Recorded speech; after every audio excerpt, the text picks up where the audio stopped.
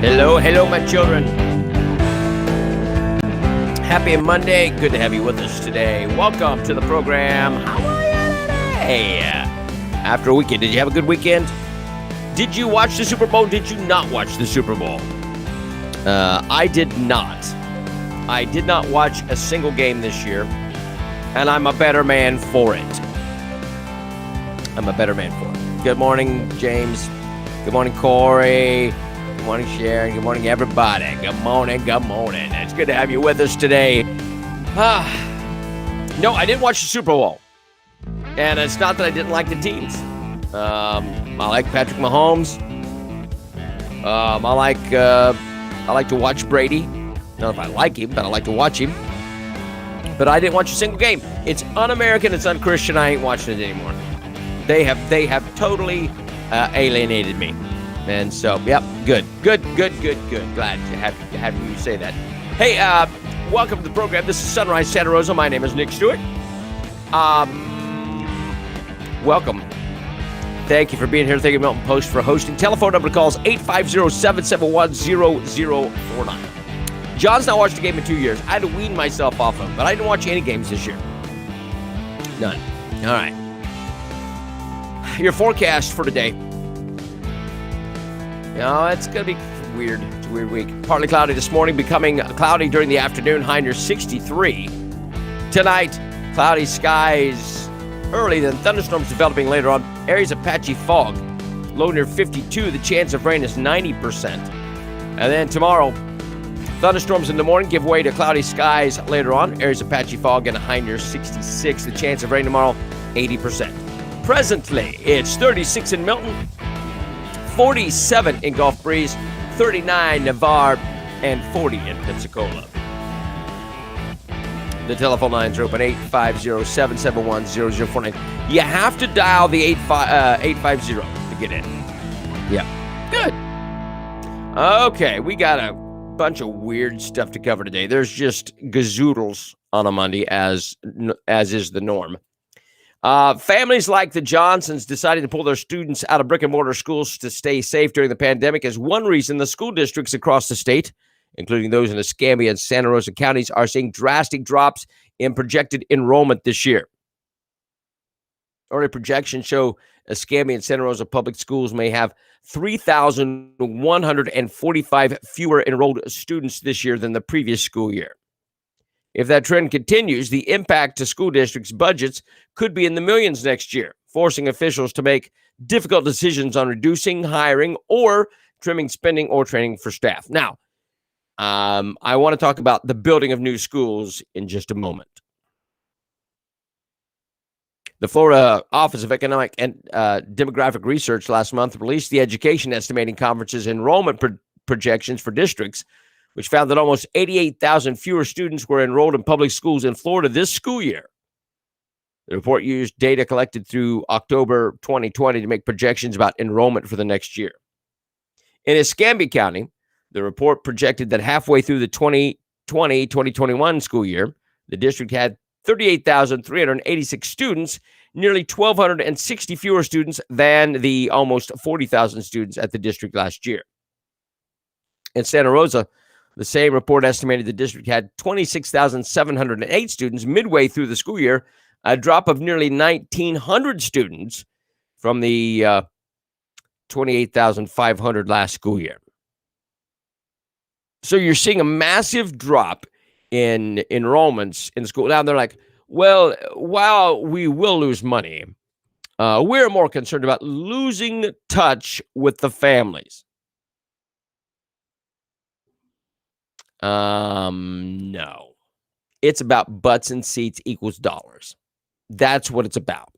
That's all you care about, public schools. It's about the butts and the seats and the dollars. Now in Santa Rosa, there was all these new schools, right? We bought land, breaking ground, trying to build new schools. With 1,200 out, how many new schools do you need?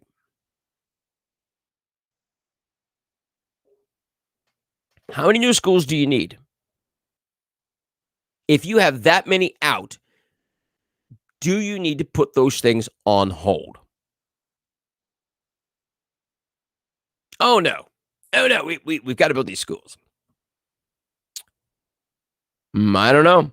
The folks in control of the information seem to think we are stupid. Well, of course they think that, and we are. We just are sheep. Schools did it to themselves. No woke agendas, and for the most part, better quality teaching at home. Well, they're saying now that they're saying that they're going to hold students back. You can hold students back because they're not getting a quality education from the public school system online.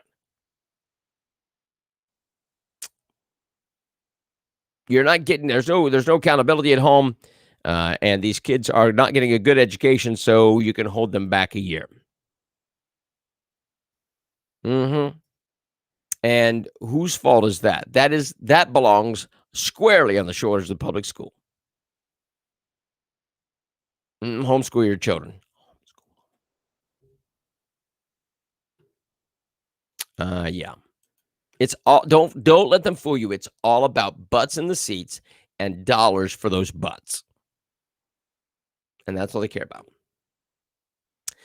This moron, let me find his picture. He faces multiple counts of child porn. Let's go to the Santa Rosa County Sheriff's Office. Stephen Wade Cotton, 57 of Milton, is charged with possession of obscene material. He's being held in Santa Rosa County Jail on a $100,000 bond. Sheriff Bob Johnson says the tip came from the National Center for Missing and Exploited Children. He says they searched Cotton's laptop and phone, finding over 1,000 videos and 200 images. Some children were as young as age 5. Johnson says their office isn't done with investigation. There's still more files to download from Cotton's devices. Child porn has become a huge plague on our society. And locally, we have as many child porn creeps as we do shootings. And it's dangerous. Very, very dangerous. 850-771-0049. Ugh. They're all around us. They're all around us. An Okaloosa County middle school teacher and soccer coach was arrested. Where is she? Oh, here she is. She was arrested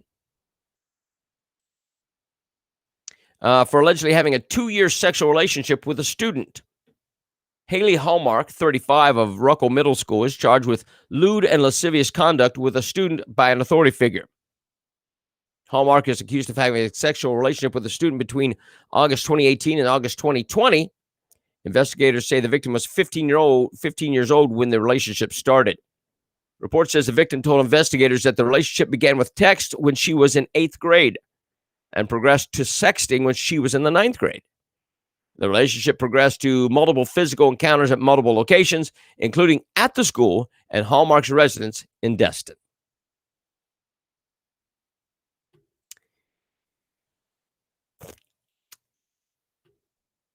Are your kids safe? Are your children safe? According to the Better Business Bureau, people are having boxes of merchandise on their doorsteps, allegedly labeled from Amazon and other retailers. Often the items received are lightweight and inexpensive to ship, such as ping pong balls or, more recently, face masks or seeds from China. The scam, called brushing, involves an array of different items. The scammers' goals are relatively the same. They take your information, they send you items from that are lightweight, and then they give themselves good reviews using your name. Where are the parents? That is a good question, Ramona. Know what your children are doing. They did. They removed that teacher's credentials they suspended her without pay as the investigation goes on.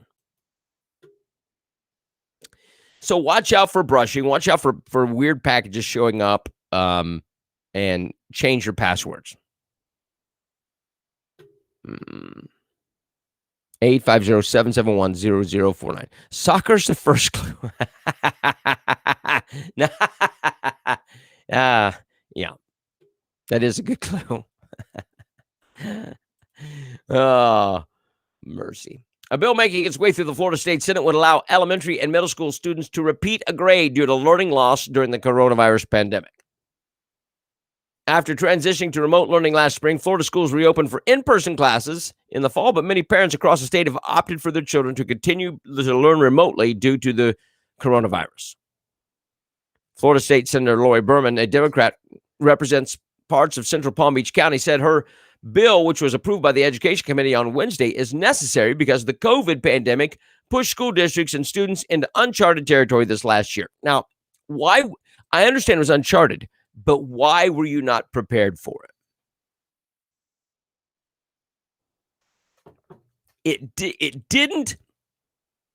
It shouldn't have made a difference. They should have been prepared for it. Because online learning is self-directed, schoolwork that requires discipline many elementary and middle school students may not be thriving. There are indications that more students are failing as a result of the COVID slide. And hopefully they can improve, but I believe there's a real need for this bill to help our struggling students, so we hold them back. If the bill passes, parents would have to submit a retention request to a school district superintendent by June 30th of this year. Here's a clue. Why don't you come up with a plan besides holding them back? Why don't you come up with a better... Let me say this. I spoke with a woman in New York, and her daughter was doing online virtual classes with the public school system. And she said she had 3 classes that started at 9 a.m. and finished at 10 a.m. Three. And her school day was done.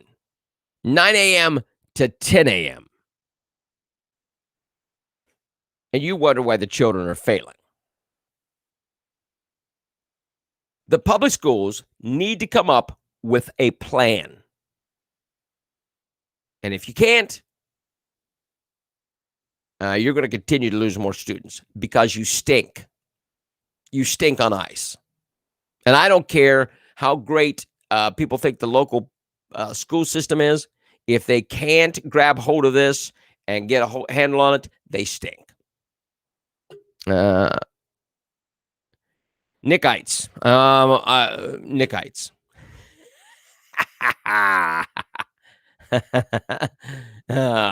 Just kidding. What else is going on? Pensacola man's arrested for allegedly shooting at another man's vehicle at a motel on Wednesday. The shooting took place at a motel on Mobile Highway. Where is his lovely photo? Here he is. There he is. Shooting at another man's car at a hotel. Brandon Dean Jackson, 34, is charged with attempted homicide, use of a firearm during a felony, deadly missiles. I love they call bullets deadly missiles. Aren't all missiles deadly? And possession of a firearm, convicted felon, and discharging a firearm in public.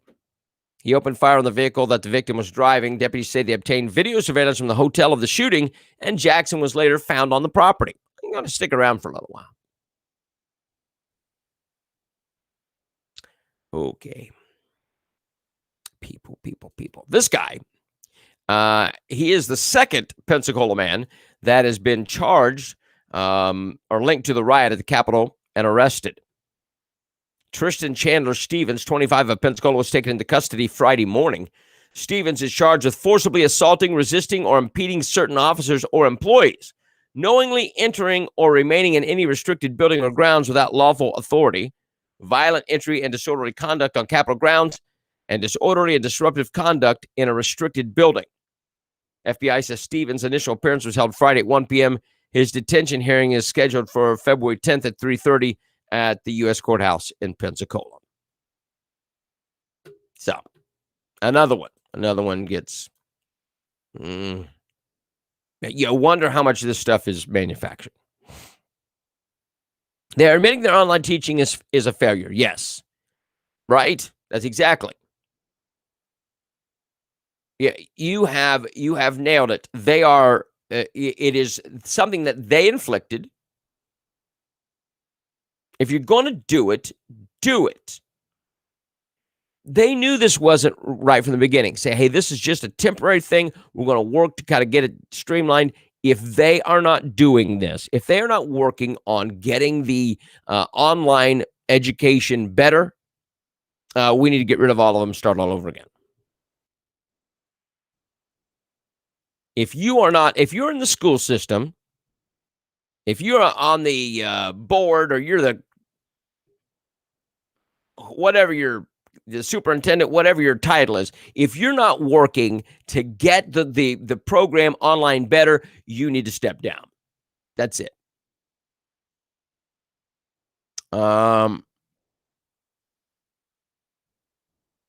People looked up Stevens, and lo and behold, a registered as a Democrat. Interesting. What is this? Sharon says, exactly, Nick. The more I research, the more I learn nothing comes from the media and our politicians are true. Yeah, exactly. We'll get to the death of the Capitol Hill police officer. The autopsy report shows he did not die from blunt force trauma. That is not fake news. That is from the autopsy report. So do not believe everything you hear. Interesting. The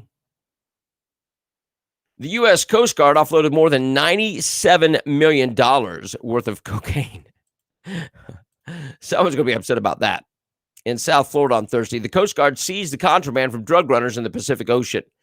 The crew of the Coast Guard cutter Campbell brought the drugs to Port Everglades in Fort Lauderdale.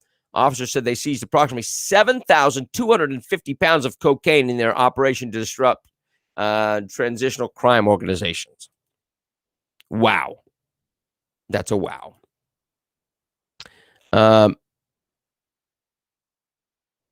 If pass the law, if your student's not progressing, revoke tenure. There you go. The seizure of the drugs took Justin's weekend plans. Sorry, buddy.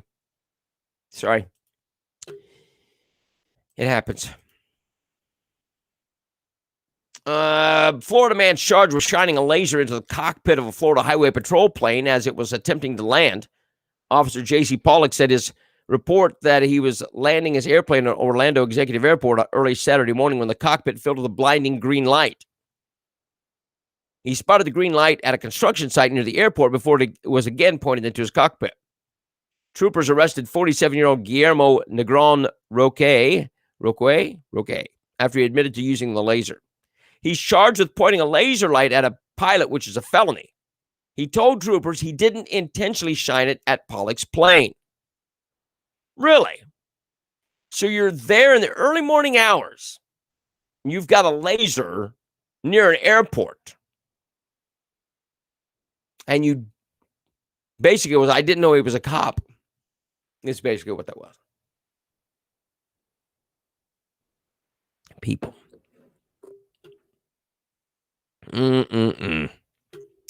That's all. Yep. Pensacola City Councilwoman Sherry Myers wants the northwest part of Pensacola to exit the city. She wants secession. Myers, who represents District 2, told the News Journal on Friday that she is working to form a group she's calling Pensacola City Exit, or Pexit, to de-annex northwest areas out of the city limits, arguing that residents are not getting the services they deserve for the amount of taxes that they pay. So she's long argued that her district gets underfunded and receives few city services compared to the amount of taxes it generates. District 2 makes up the northwestern end of the city. It includes much of the city's major retail areas, including Cordova Mall. She doesn't want the entire district out, just the ones that aren't represented. There's no curbs, gutters. There's a high usage of septic tanks, no different than residents living in the county who are paying lower taxes. And she's tried to push through some things to get some help there before, and they keep shutting her down. She's fine. Nobody cares about the north end of the city. It'd just be a lot simpler for us not to have to pay the taxes to the city of Pensacola. Here's the thing, is they want the tax money. Absolutely, they want the tax money, but they don't want to do anything about it.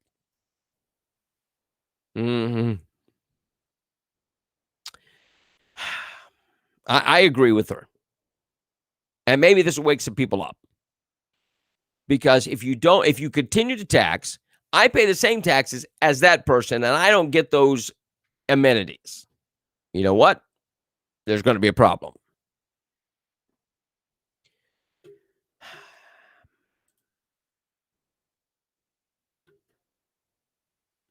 Santa Rosa County did not provide enough data and analysis to justify changing its comprehensive plan amendment that would roll back drinking water protections in the East Milton Wellfield District. That's according to an opinion by the Northwest Florida Water Management District. In a letter dated January 19th, they told the county it's difficult for the district to evaluate potential effects of the proposed change without additional data and analysis on the part of the county. Pertinent information that should have been included in the original request, the district said, was statistical information about how allowing borrow pits to expand would impact critical aquifers underneath the supply drinking water to half the county. Now, here's what it comes down to with this. If they go forward, they could still submit it, but there would be court costs because somebody's going to challenge it. And they better get their poop in a group. Just saying. The agenda will be revisited at its agenda review meeting on Tuesday. So there you go. No, that is on, evidently it looks like it's going to be on hold until they get the data. You need data. You got to have data. 850-771-0049. Just saying, you got to do it. Tampa residents were seen partying mask-free. Here you go. They were partying mask-free. How dare they? Godless heathens. What is that woman wearing? The one in the red here. I wish I had a pointer. Yeah, interesting. The city's historic 7th Avenue on Saturday night ahead of their hometown team's appearance in the Super Bowl. Photos showed the strip in Tampa's city neighborhood with hundreds of people, many with their mask off or nowhere to be found. Tampa Bay Times reporter, photographer Louis Santana estimated the crowd to be in the tens of thousands, with revelers shoulder to shoulder in some locations. The largely maskless crowds formed despite Tampa Mayor Jane Castor's order that people keep their faces covered in the popular outdoor areas throughout the week. How dare they? Tampa police had warned repeat offenders could receive fines up to $450. Now, how do you issue fines in crowds this big? Who do you choose? They weren't handing out many of them. No enforcement in that neighborhood or other bustling neighborhoods. They were just roaming mask-free. They gotta be Trump people. How dare they? I know they are. They are tired of the masks. Done with it. Kroger is going to pay its employees $100 to get the coronavirus vaccine. Oh, yes. The 500,000 associates who work at Kroger stores across America can get the one-time payment after receiving the full dose recommended by the vaccine manufacturers. We know that the most effective defense against the pandemic comes in the form of a COVID-19 vaccine. Says who? You have no proof of that. You've got no proof of that. Random statement. And the continuation of the rigorous safety precautions we've established across our stores, manufacturing facilities, and supply chain. Grocery stores and retail chains were among the first businesses to require strict masking and social distancing protocols at the start of the pandemic. They're now among the first to urge employees to get vaccinated. Dollar General last month said that it's giving employees a one-time payment equivalent to 4 hours of work to get their shots. 4 whole hours? Thanks. Aldi said to give employees 2 hours of compensation for each dose they receive up to 4 hours. How many doses you plan on getting? McDonald's announced this week it's giving employees 4 hours of paid time off to get the vaccine. Businesses can legally require employees to get the vaccine, but they must make exceptions for medical or religious reasons. Now, can they stop you from working? Because of religious, I can't get the vaccine. What will they do to you? What will they do to you? Sheep following the money. Yep, absolutely. U.S. reporting fewer than 100,000 new COVID-19 cases on Sunday for the first time in months. Good. It is an experimental vaccine. You get 2 doses, and you get to, well, I'm just saying.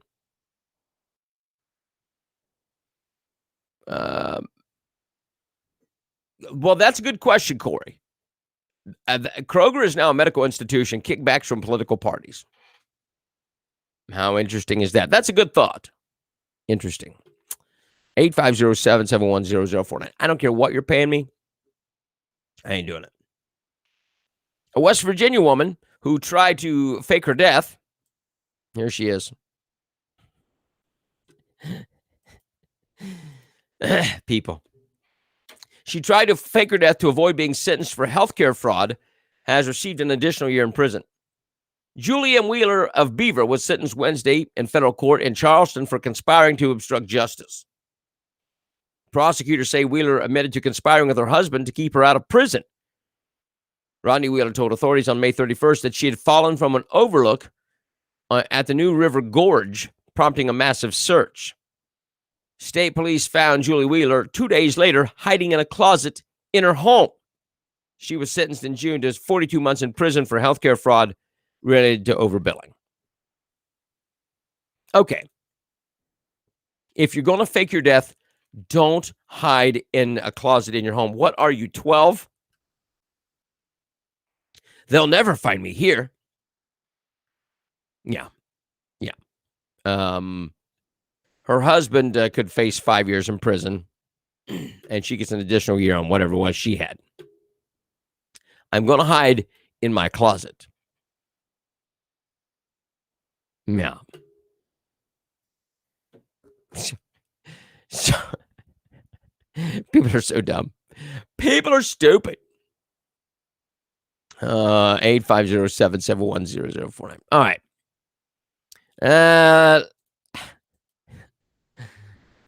You gotta love them. Oh, I want to show you this. This is Talib Rashid, whatever her goofy name is. This one of the squad from Washington D.C. This is her on the floor 29 days after the riots on Capitol Hill. All right? Take a listen to this. So what happened on January 6th, all I could do was thank Allah that I wasn't here. I felt overwhelming relief, and I feel bad for Alexandria, so many of my colleagues that were here. But as I saw it, I thought to myself, thank God I am not there. I saw the images that they didn't get to see until later. My team and I decided at that point we'd keep the death threats away.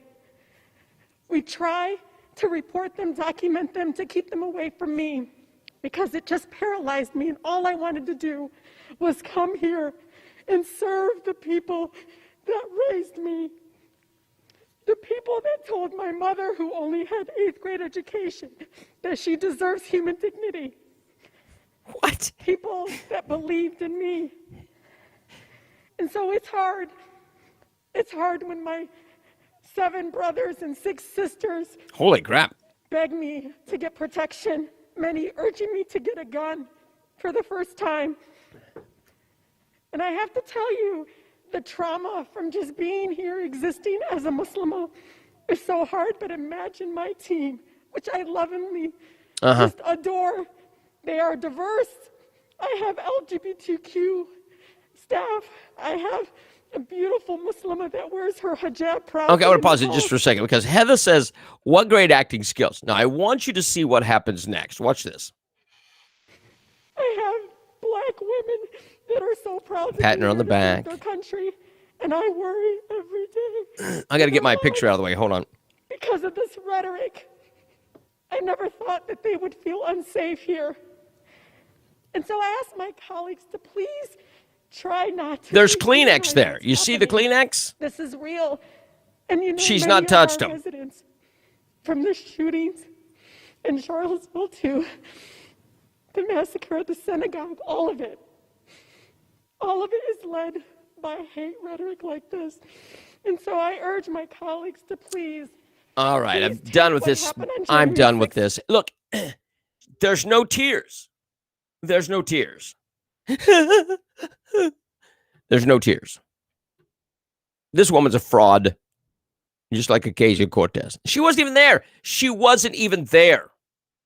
And look how emotional she is about this. No. Now, maybe anger, but not this. I'm sorry. Not buying it. This is what Congress has become. Yep.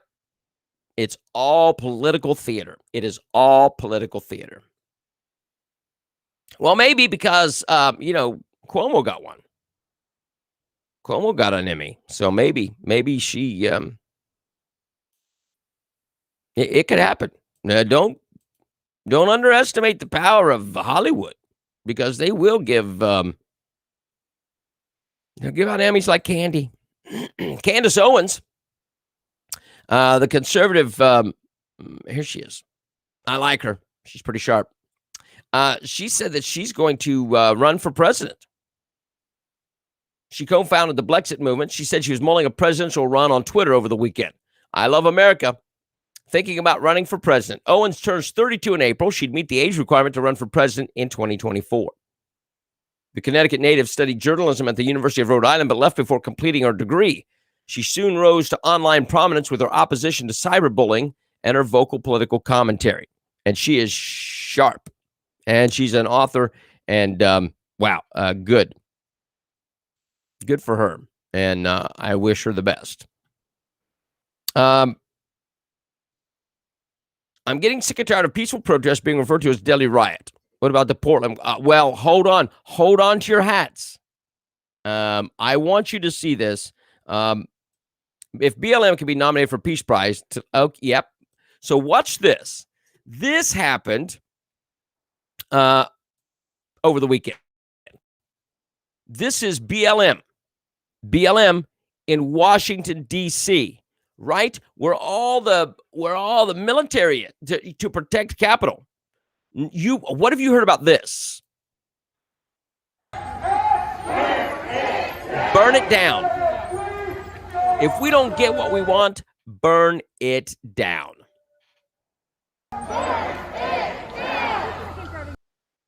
You see? What about that? What about that? They're chanting, you see how many people there are chanting through the streets. If we don't get what we want, burn it down. Watch this one. This happened. This guy is shining a flashlight in the eyes of this police officer. Watch this. A 28-year-old. You're going to go to jail. Move back. Move back. Move back. Move back and go to jail. Move back. Move back. The police are harassing people. Move back. Move back. Move back. Move back. Move back. Well, move back. You move back. You sorry, move back.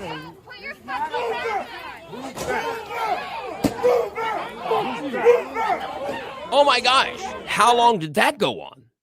Did that go on for 2 hours? Where is the cry about this? Where is the cry over this? Where's Tlaib Rashid? Where is she? I don't know.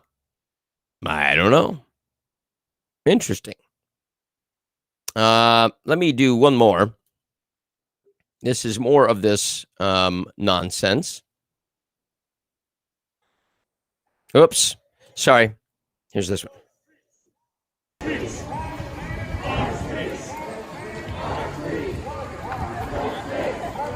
Our streets. This is Black Lives Matter in Washington, D.C. this weekend. And where are the Democrats crying about that? Where are the Republicans crying about that? Why aren't the Republicans screaming?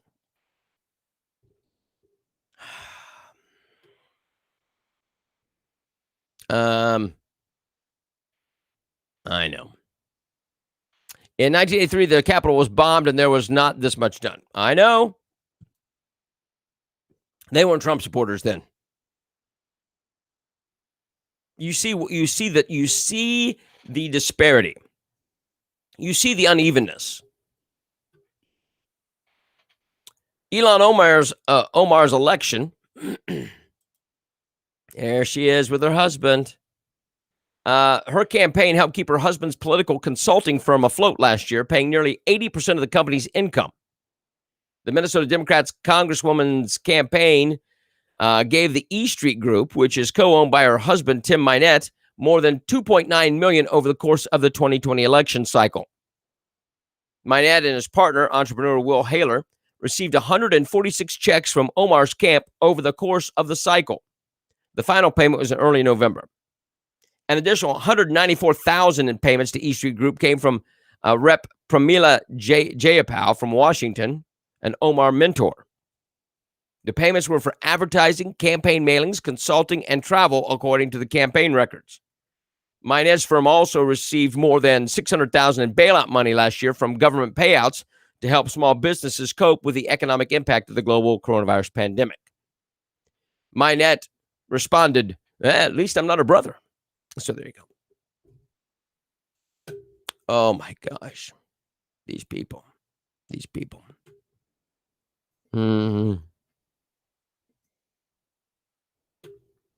It's, they're disgusting. Disgusting. Well, we don't get paid to write. Like, you're right. We don't get Soros money. We don't. 850-771-0049. Top Democrats are poised to introduce legislation that aims to provide $3,600 per year for millions of families that have children under the age of 6 as part of President Biden's nearly $2 trillion corona relief package. Washington Post reported that it obtained the 22-page bill set to be introduced on Monday.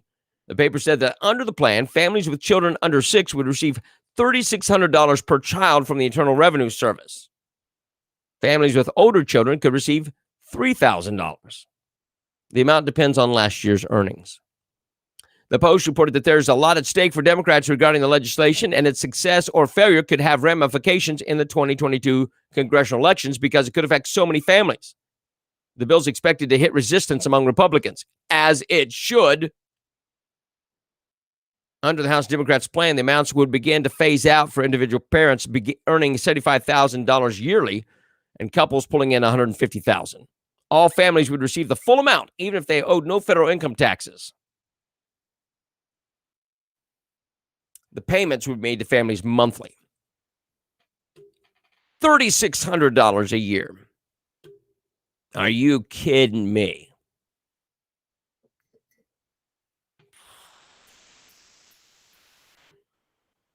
It is, unless you're a Democrat, and it's okay. It's okay for them to buy votes. Bankrupting the unborn. Yeah, and bankrupting those of us that are here. It is, wow, that's crazy. That's absolutely crazy. Customers are calling for a boycott of Bank of America, as they should. Again, I have never been for boycotts. If you want to do something yourself and boycott them, fine. I've never been against calling for a national boycott. I'm done with that. I'm done. Do it. A report that the bank handed over the account information of hundreds of innocent people in connection with the January 6th deadly riots at the Capitol. At the request of the FBI, the country's second largest bank allegedly snooped through the information of anyone making certain purchases in and around Washington before and after the riots and handed over the information of 211 people. Of those, only one of those 211 people were brought in for questioning, and none of them were arrested. But that doesn't make a difference. That doesn't make it right. That is private information. But I continue. Federal investigators reportedly asked Bank of America for information on customers who made debit or credit card purchases in D.C., reserved hotels and Airbnbs in and around the Capitol, patronized weapons stores, and made an airline reservation within the time frame surrounding the attacks. Bank of America released a statement on Friday about the claims. We don't comment on our communications with law enforcement. All banks have responsibilities under federal law to cooperate with law enforcement inquiries in full compliance with the law. That, I believe, is only if there's a particular instance. So, like if Joe Smith had a problem, they had him under investigation, they wanted to check his records, that's different. You are just handing over weird information that is not your place to do so. If clients want to reach out to us and raise concerns, we certainly speak to them about our concerns. If you have Bank of America, ditch them. Ditch them. How many would I have more children to get more money? Start cranking them out there, Ramona.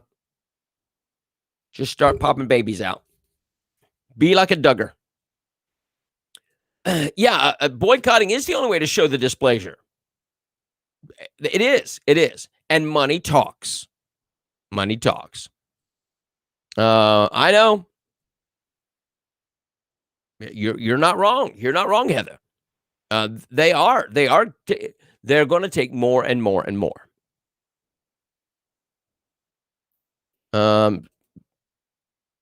Yep. Sue them. Sue them.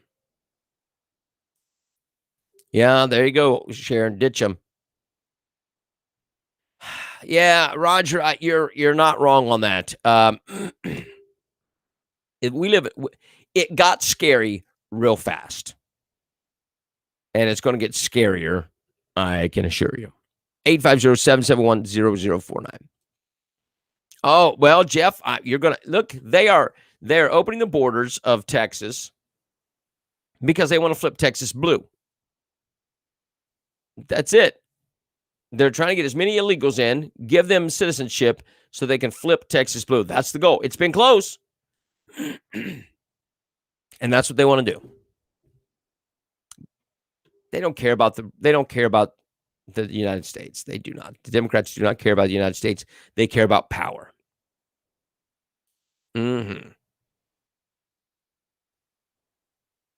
I know. Well, yeah, that's exactly right. Maxine Waters has publicly denied encouraging supporters to confront and harass members of the Trump administration. That didn't happen. California Democrat was asked whether she ever glorified or encouraged violence against Republicans in a Sunday interview with MSNBC's Ali Velshi. As a matter of fact, if you looked at the words I used, the strongest thing I said was, tell them that they're not welcome, Waters claimed. I said, talk to them. No, you said, get in their face. Tell them they're not welcome. I didn't say go and fight. I didn't say nobody's going to have any violence, so they can't make that stick. Waters came under fire in 2018 for telling the same network that she had no sympathy for administration officials who defended Trump's zero-tolerance immigration policy and urged her supporters to absolutely harass them when appearing in public. They're not going to be able to go to a restaurant. They're not going to be able to go to a gas station. They're not going to be able to stop or shop at a department store. The people are going to turn on them. They're going to protest. They're going to absolutely harass them. She told her people to get in their face. And they did. And they did. Former President Donald Trump's lead impeachment attorney previewed his defense strategy during an interview on Friday, revealing that he plans to use the Democrats' own inflammatory rhetoric against them. Speaking with Laura Ingraham, Bruce Castor, the former acting attorney general of Pennsylvania, confirmed that he will use dueling video to combat evidence that Trump's rhetoric about the election incited the deadly violence at the Capitol. After predicting that Democrats plan to use video of Trump during a Senate trial, Ingraham asked, will you then respond with Maxine Waters and a number of other Democratic officials not speaking out about Antifa and other extremist rallies over the last summer? I think you can count on that, Castor responded. If my eyes look a little red, it's because I've been looking at a lot of video. Earlier in the interview, Castor explained that there's plenty of evidence showing Democrats are essentially guilty of what they claim Trump should be convicted of in the Senate. Rand Paul declared Sunday that Senate Majority Leader Chuck Schumer should be impeached if the standard Democrats are applying against former President Donald Trump is applied equally to all politicians in positions of leadership. Last spring at the Supreme Court was preparing to hear oral arguments in a monumental case that could have impacted abortion rights in the U.S. Schumer spoke against Supreme Court Justices Neil Gorsuch and Brett Kavanaugh using inflammatory language. I want to tell you, Gorsuch, I want to tell you, Kavanaugh, if you have released the whirlwind, and you will pay the price. You won't know what hit you if you go forward with these awful decisions.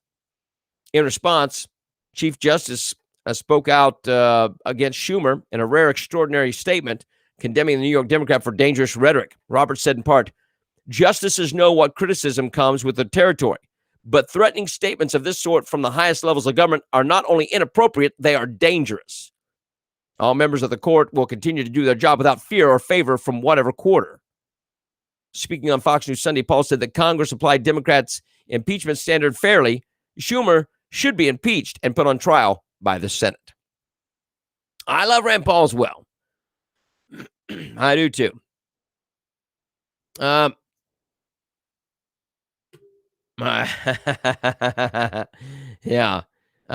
If they have ties to Soros. You talk about special interest. What else? Gavin Newsom is closer to being recalled. They are very close to getting the number of signatures that they need. I think they're actually over at this point. But we will see what happens. He could be dead. That'd be interesting to have another California governor recall. Biden signed an executive order, of course he did, that mandated face masks be worn on public transportation, including trains, buses, aircraft. Enforcement of the new policy went into effect this week, and noncompliance can result in hefty fines. Biden's executive order promoting COVID-19 safety in domestic and international travel requires face masks to be worn at airports, as well as traveling on commercial aircraft, trains, public maritime vehicles, ferries, and intercity buses. The order will be enforced by Transportation Security Administration agents and other federal authorities to the extent permitted by law. Federal agencies are permitted to implement additional measures enforcing the provisions of this order. CDC reserves the right to reinforce through criminal penalties, but CDC does not intend to rely primarily on these criminal penalties, but instead strongly encourages and anticipates widespread voluntary compliance. They're going to force it. Widespread voluntary compliance. The TSA released an update on Friday announcing fines for anyone violating the travel mask mandate. Those who defy the face mask requirement can be hit with a $250 fine, wait a minute, or up to $1,500 fines if you violate the mask mandate. Based on substantial aggravating or mitigating factors, TSA may seek a sanction amount that falls outside of these ranges. So you could get bigger. $1,500 for masks. Anybody concerned yet?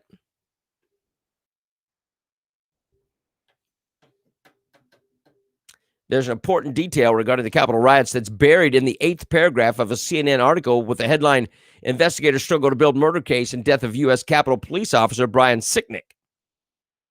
The article states that the U.S. Capitol officer died during the storm of the U.S. Capitol building was not killed by blunt force trauma.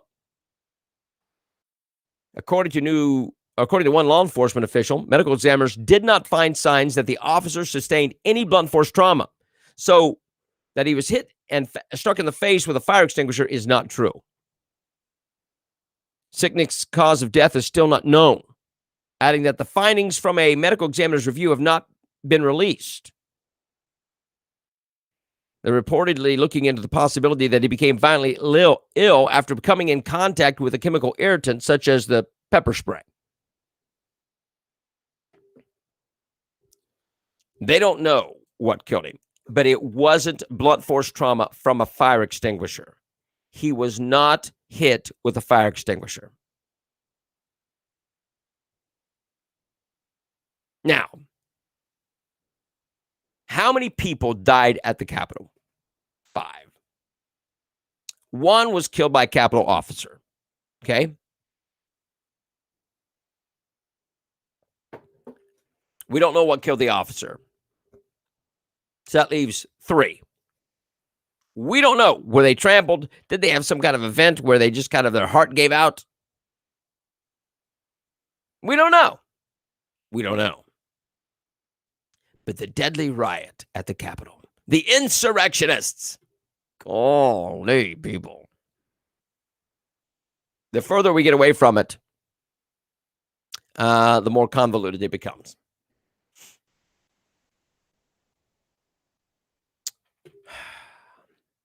This will make you feel good.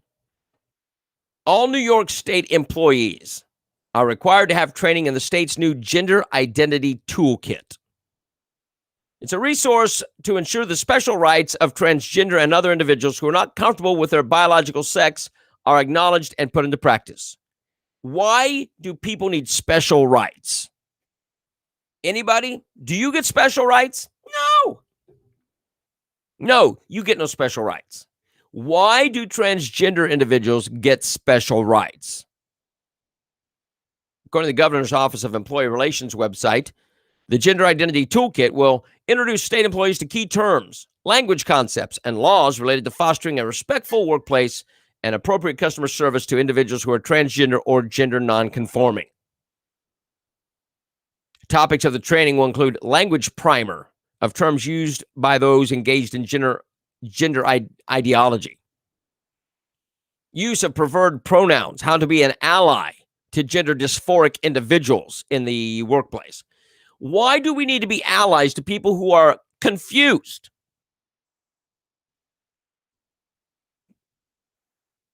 Pull out your pants, take a look, and figure out what you are. What's the confusion?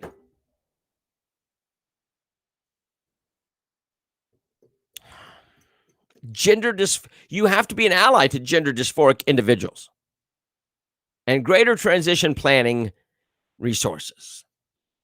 Breitbart News received a copy of the e-learning course titled Gender Identity in the Workplace, a toolkit for New York State employees, which provides definitions of terms used in the field of gender ideology that are dismissive of biological sex. For example, some of the terms that ignore science: gender fluid, a person whose gender identity and presentation shifts or is not fixed. That is not science. Their identity and presentation doesn't shift, it is fixed. Open your pants.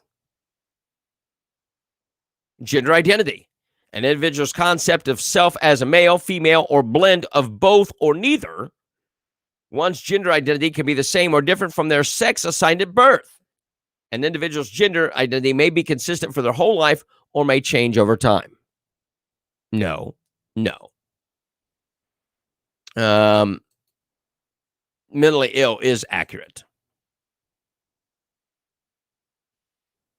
Gender nonconforming, a broad term referring to people who do not behave in a way that conforms to traditional or societal expectations of their gender. It also includes people whose gender expression does not fit neatly into any one category. Expectations of gender may vary across cultures and have changed over time.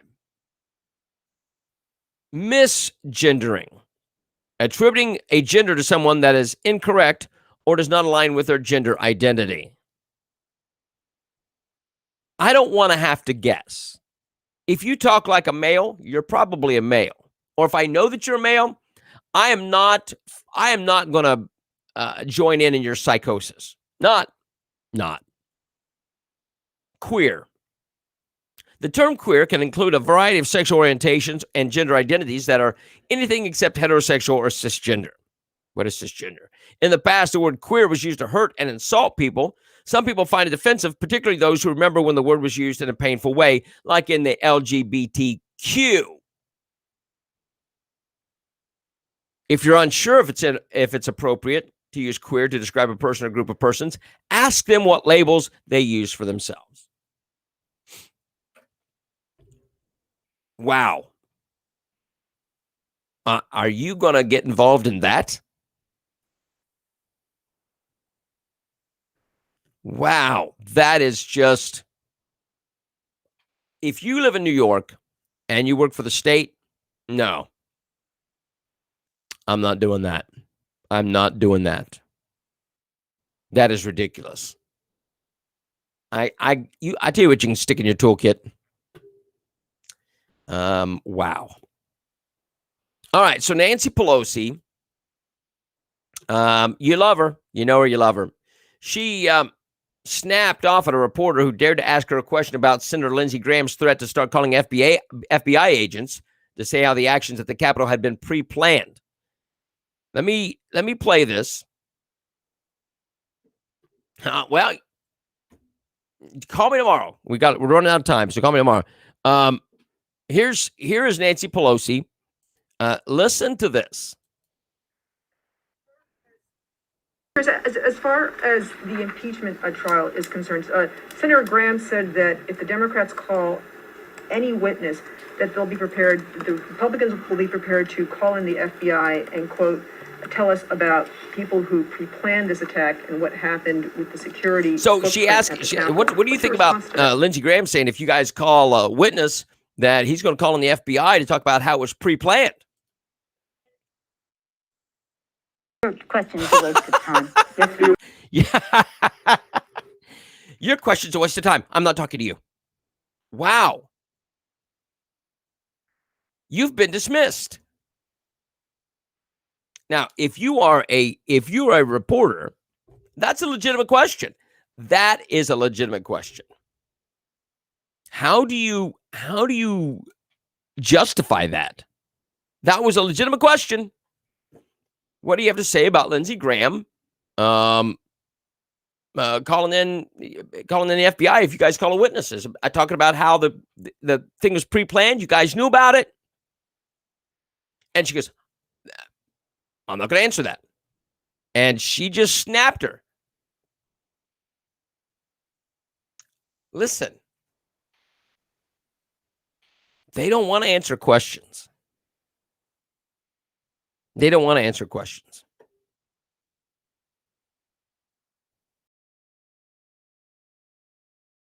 They don't want to answer questions about this.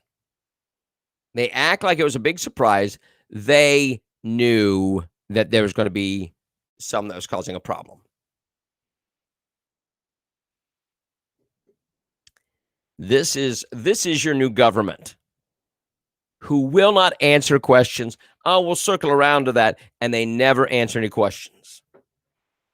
Biden didn't answer. This should be a surprise. Biden never answered any questions on the campaign trail, the little that he was on it.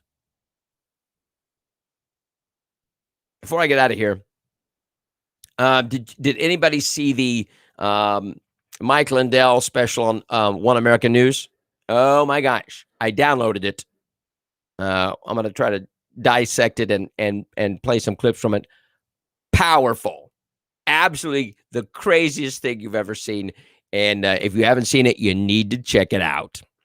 All right, kids, we got to get out of here. It's Monday. Have a great week. God bless you. And hopefully, Lord willing, and Facebook allows it, we'll see you tomorrow. All right, thanks. Bye. Stay strong.